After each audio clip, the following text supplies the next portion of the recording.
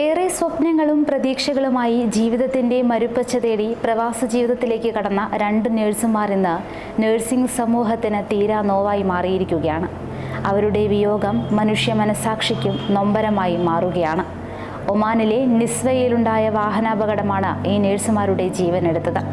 തൃശൂർ ഇരിങ്ങാലക്കുട സ്വദേശി മജീദ രതീഷ്, കൊല്ലം കൊട്ടിയം സ്വദേശി ഷർജ ഇല്യാസ് എന്നിവരാണ് വാഹനാപകടത്തിൽ മരിച്ചത്. ഈജിപ്ത് സ്വദേശി അമാനെ അബ്ദുൽ ലത്തീഫും അപകടത്തിൽ മരണപ്പെട്ടിരുന്നു. പരിക്കേറ്റ രണ്ട് മലയാളി നഴ്സുമാർ ചികിത്സയിൽ തുടരുകയാണ്. അപകടത്തിന്റെ നടുക്കുന്ന CCTV ദൃശ്യങ്ങളും പുറത്തു വന്നിട്ടുണ്ട്. നിസ്വ ആശുപത്രിയിൽ നിന്ന് ജോലി കഴിഞ്ഞ് താമസ സ്ഥലത്തേക്ക് നടന്നു പോവുകയായിരുന്ന നഴ്സുമാരാണ് അപകടത്തിൽപ്പെട്ടത്. റോഡിന്റെ ഒരു ഭാഗം മുറിച്ച് മറുഭാഗത്തേക്ക് കടക്കാൻ കാത്തു നിൽക്കുകയായിരുന്ന ഇവരുടെ മേൽ പരസ്പരം കൂട്ടിയിടിച്ച രണ്ട് വാഹനങ്ങൾ ഇടിച്ചു കയറുകയായിരുന്നു. ഉടനെ തന്നെ സമീപത്തുള്ള ആശുപത്രിയിൽ എത്തിച്ചുവെങ്കിലും മരണം സംഭവിച്ചു. പരിക്കേറ്റ രണ്ട് മലയാളി നഴ്സുമാർ ചികിത്സയിൽ തുടരുകയാണ്.